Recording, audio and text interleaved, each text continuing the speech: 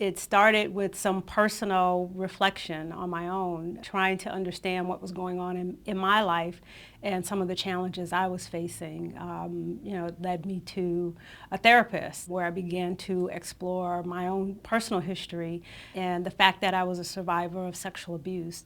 And not just a survivor, but we began to explore how that was affecting my life at that time. Once I shared what had happened to me and what I was doing about it, friends started revealing their own experiences with sexual abuse. And these are friends who I'd known for years, 10, 15, 20 years. So it was striking to me that, there was this silence around this very horrific experience, but the experience was so very common. And so that's what led me to write an article about surviving sexual abuse and about how speaking out about it could begin the process of healing. And from that, I was inundated with responses from people who had read the story. And people were saying not just thank you for sharing, but here's what happened to me. Let me tell you my story, and how can I get information? How can I get help? That's what the response and the queries, that's what led to the book, No Secrets, No Lies.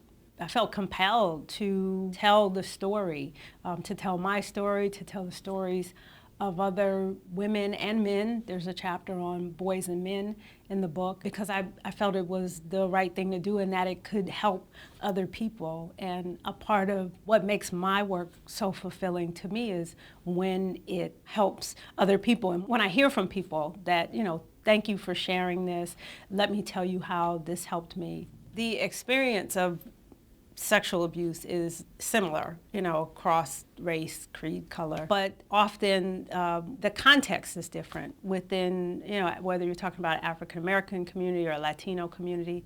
I didn't find a lot of resources that spoke to African American culture, dynamics within our families. And so that's one of the reasons that I wrote the book, is to provide the information that I was looking for.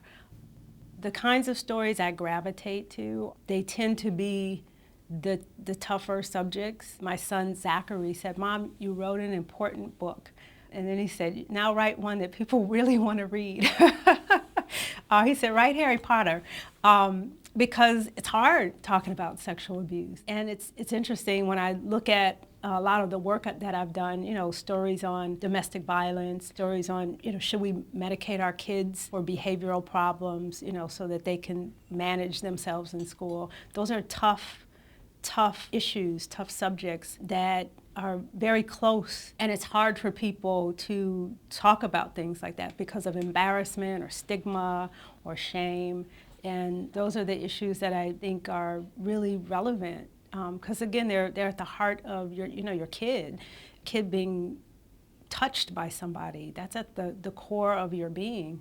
And so, again, if I can help someone through the gift that I have of being able to tell stories and cut through all the analysis and present it in a way that a layperson can understand it, then I think that's incredibly relevant and significant to people's lives.